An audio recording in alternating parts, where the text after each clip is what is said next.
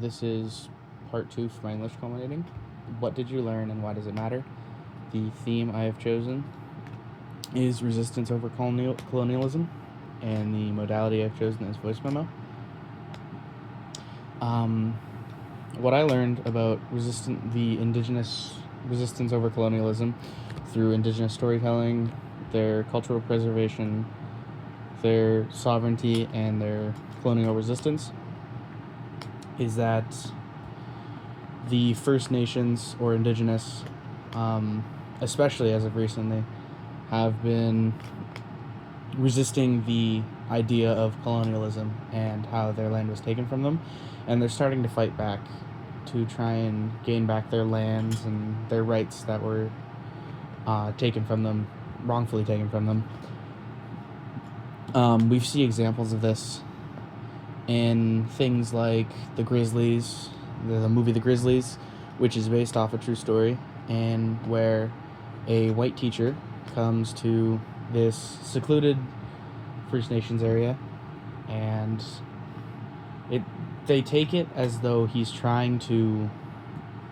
colonize and whitewash their indigenous community, and the way that we end up seeing that they start to soften up to him is when they realize that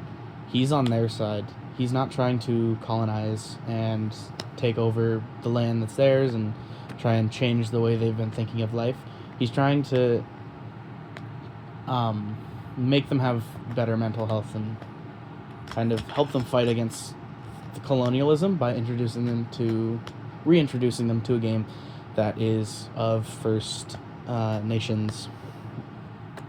descent, that being lacrosse. Another example that you can see of colonialism is in the short story Totem, in where it's about these museum workers, and every time in the museum, in the corner, there's this totem pole that whenever it's there, you can hear it making loud noises and shrieking, and the manager is always instructing the employees and is always cutting down this totem pole, but it always seems to be growing back in the corner. This was used, the totem pole is to represent the Indigenous and the First Nation, who are always fighting back and always making themselves be heard, and they won't stop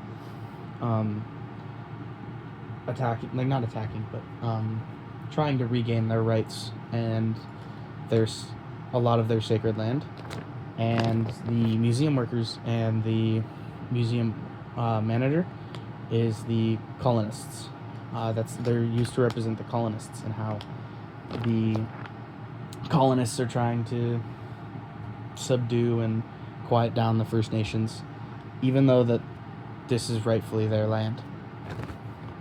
Next, there's the Cottagers and Indians interview. The interview is especially apparent because it shows the reason why the one man, the Indigenous man, is planting all this wild rice, and he does it because of climbing obesity rates because of colonialists' fast food places like McDonald's or KFC, and he's planting this traditionally indigenous rice and using it to sell to other indigenous members so that they may have what was once sacred food to them in their wild rice, and they're allowed. Then he's enacting the rights that they fought for to plant their wild rice in the lake where all the cottagers are. And this, I feel as though this all relates to one of the call to actions in Call to Action 43, which is we call upon federal, provincial,